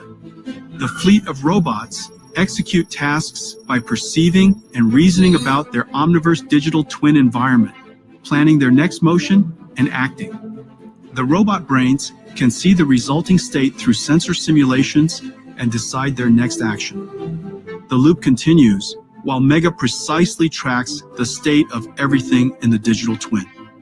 Now, Keon can simulate infinite scenarios at scale while measuring operational KPIs, such as throughput, efficiency, and utilization, all before deploying changes to the physical warehouse. Together with NVIDIA, Keon and Accenture are reinventing industrial autonomy. In the future, that's incredible. Everything is in simulation. In the future, every factory will have a digital twin. And that digital twin operates exactly like the real factory. And in fact, you could use Omniverse with Cosmos to generate a whole bunch of future scenarios, and you pick, then an AI decides which one of the scenarios are the most optimal for whatever KPIs, and that becomes the programming constraints, the program, if you will, the AIs that will be deployed into the real factories. The next example, autonomous vehicles. The AV revolution has arrived. After so many years with Waymo's success and Tesla's success, it is very, very clear autonomous vehicles has finally arrived. Well, our offering to this industry is the 3 computers, the training systems to train the AIs, the simulation systems, and the synthetic data generation systems, Omniverse and now Cosmos, and also the computer that's inside the car. Each car company might work with us in a different way, use 1 or 2 or 3 of the computers.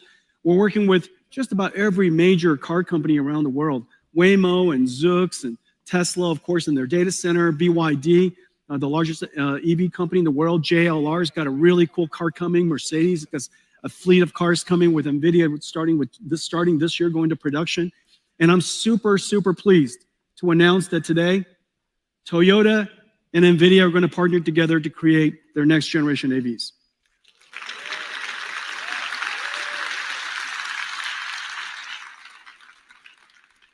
Just so many cool companies, Lucid and Rivian and Xiaomi, and of course, Volvo, just so many different companies. Wabi is building self-driving trucks. Aurora, we announced this week also that Aurora is going to use NVIDIA to build self-driving trucks.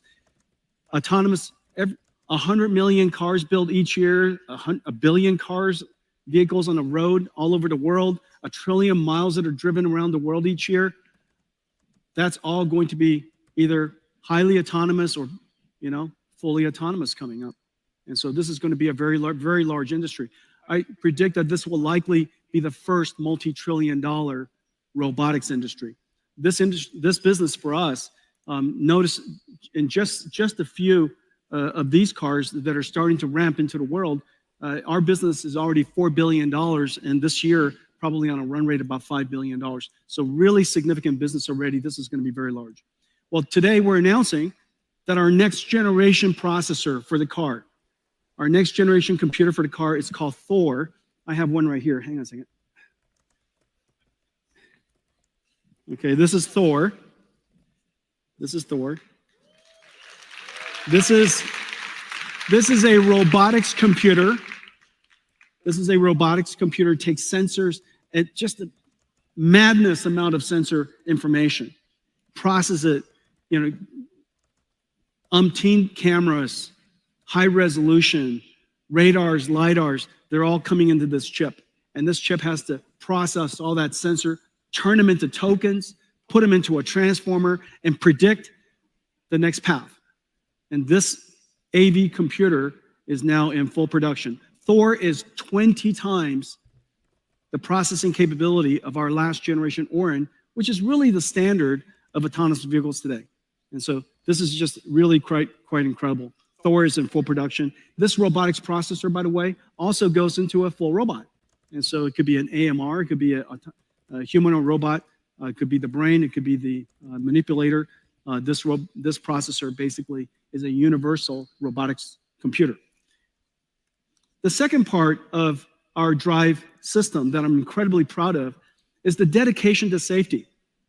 Drive OS, I'm pleased to announce, is now the first software-defined programmable AI computer that has been certified up to ASIL D, which is the highest standard of functional safety for automobiles. The only and the highest. And so I'm really, really proud of this. ASIL D, ISO 26262. It is the work of some 15,000 engineering years. This is just extraordinary work. And as a result of that, CUDA is now a functional, safe computer. And so if you're building a robot, NVIDIA CUDA, yeah.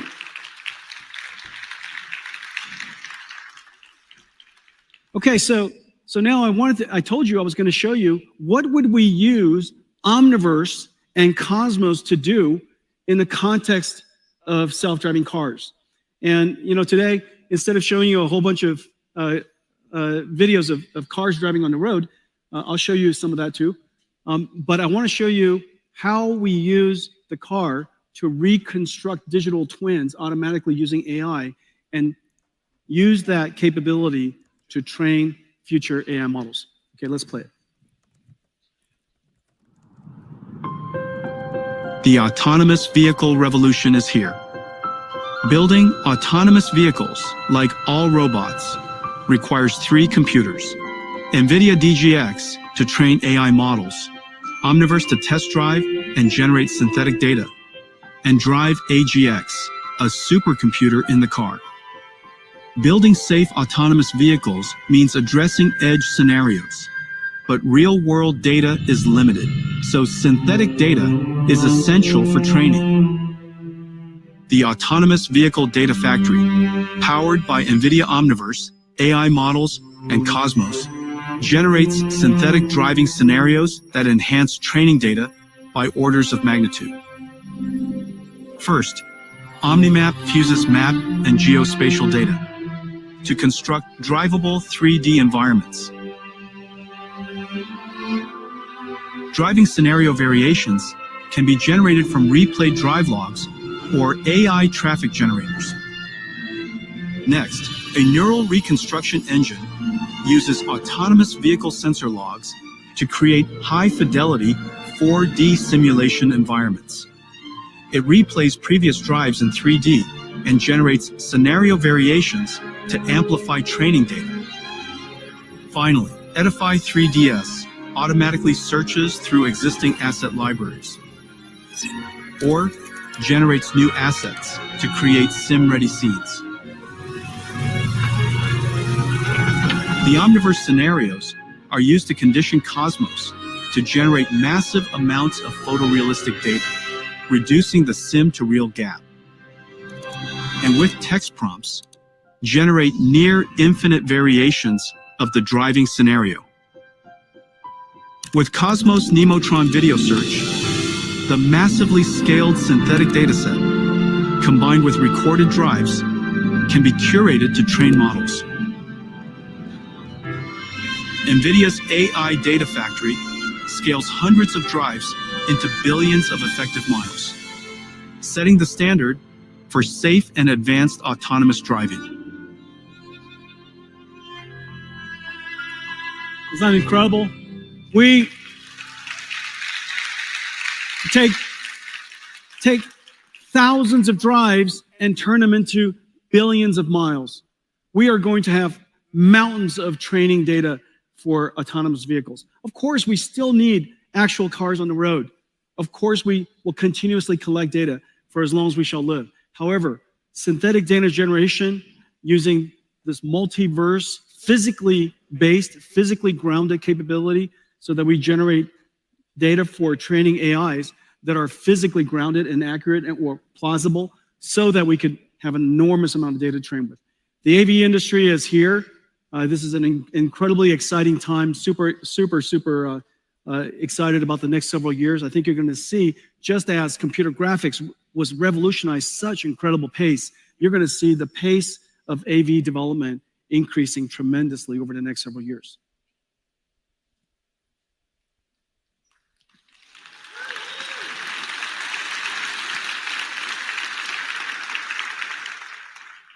I think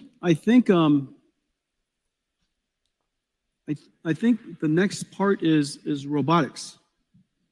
So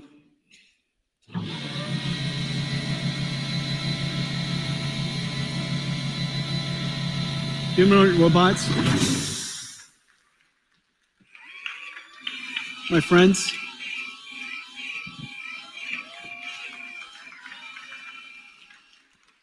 The ChatGPT moment for general robotics is just around the corner.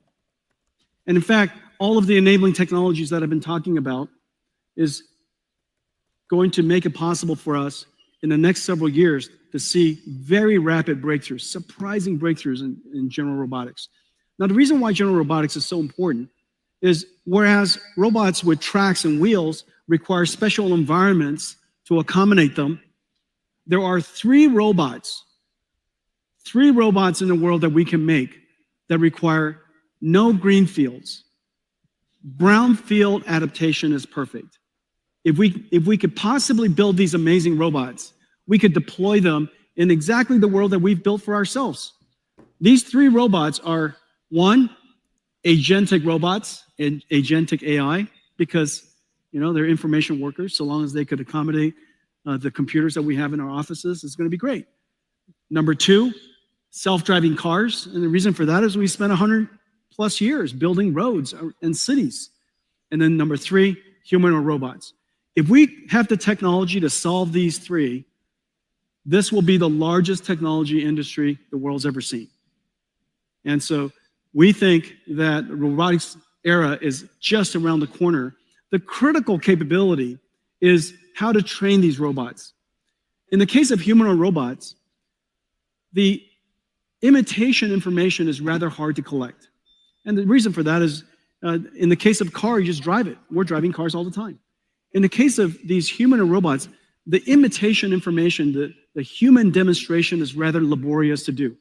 And so we need to come up with a clever way to take hundreds of demonstrations, thousands of human demonstrations, and somehow use artificial intelligence and omniverse to synthetically generate millions of synthetically generated motions.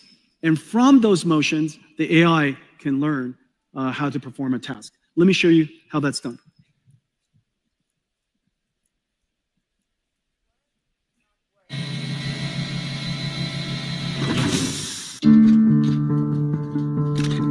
Developers around the world are building the next wave of physical, AI-embodied robots, humanoids.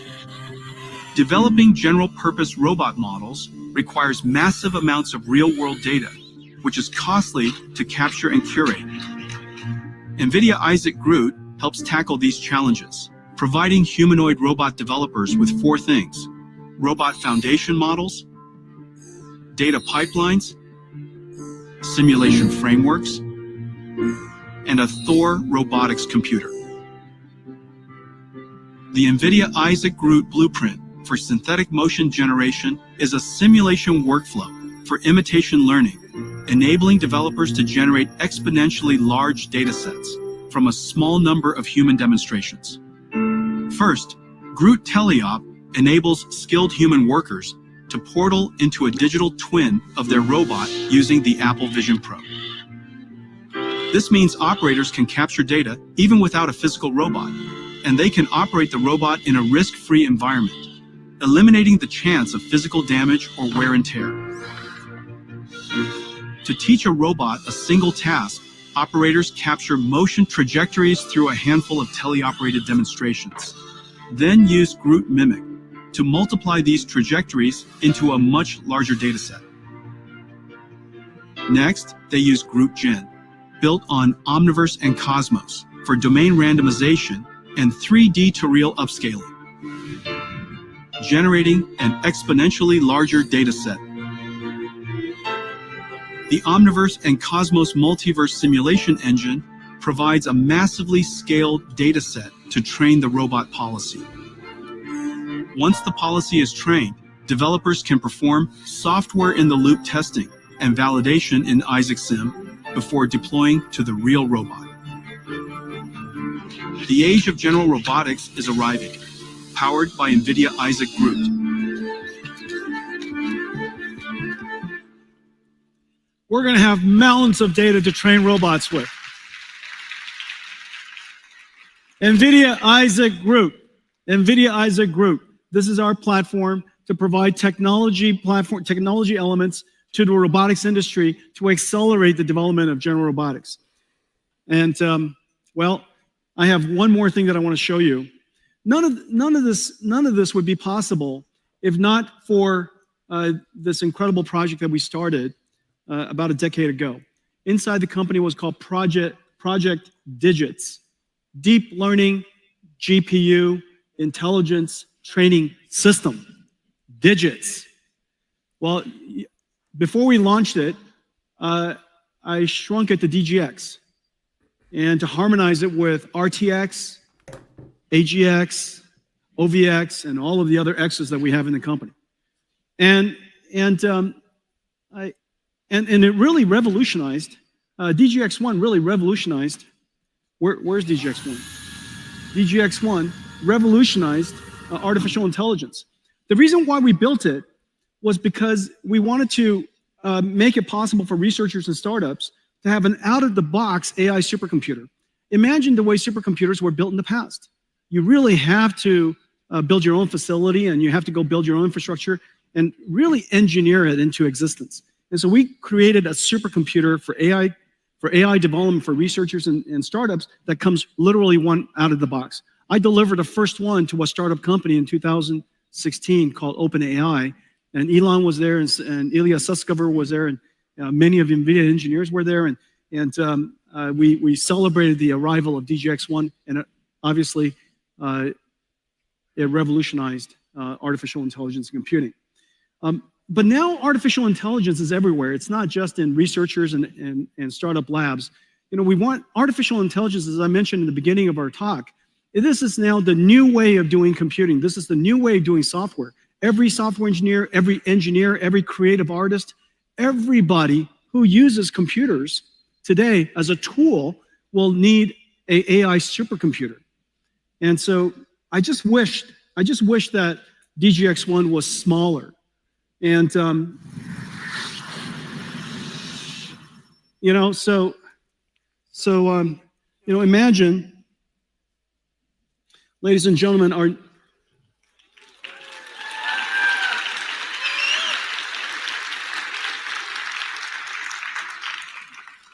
this is NVIDIA's latest AI supercomputer.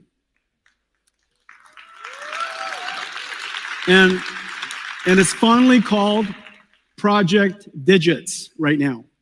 And if you have a good name for it, reach out to us. Here's the amazing thing. This is an AI supercomputer. It runs the entire NVIDIA AI stack. All of NVIDIA software runs on this. DGX Cloud runs on this. This sits, well, somewhere, and it's wireless or, you know, connected to your computer. It's even a workstation if you like it to be, and you could access it. You could reach it like a cloud supercomputer, and NVIDIA's AI works on it.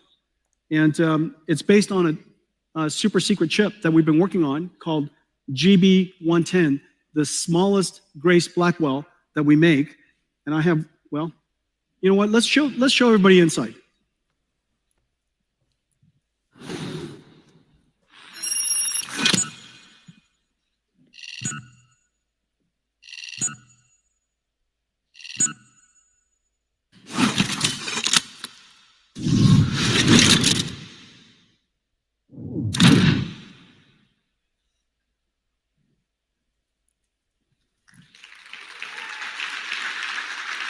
It's just so cute.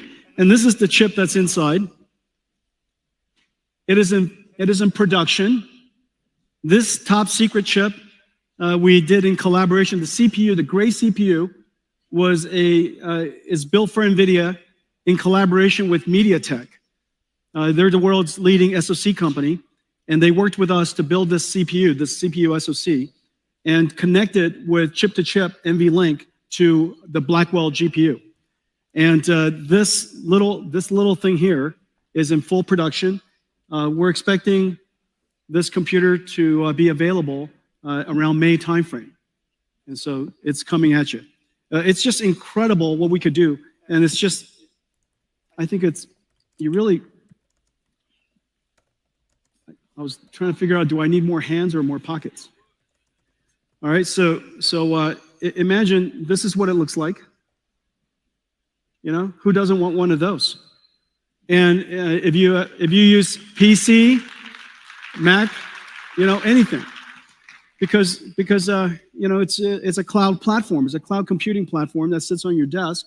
You could also use it as a Linux workstation if you like.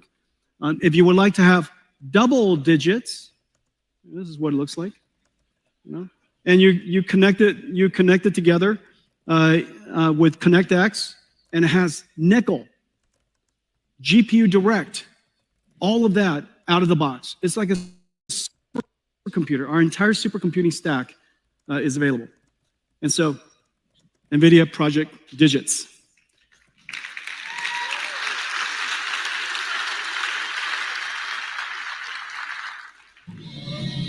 Okay.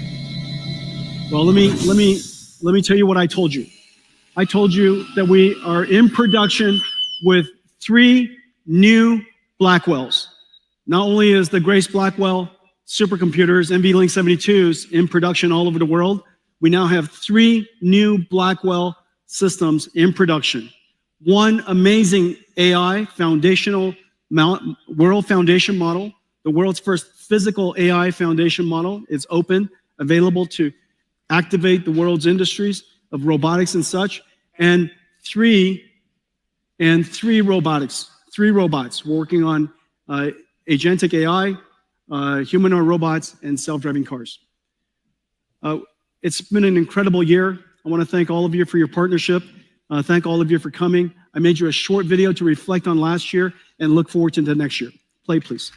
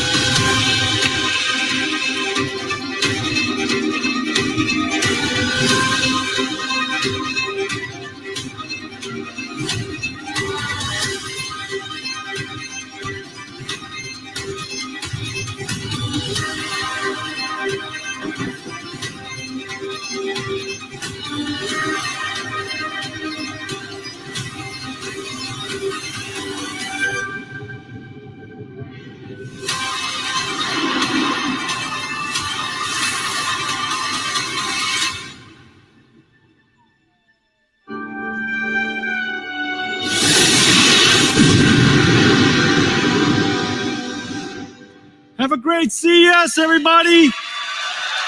Happy New Year. Thank you.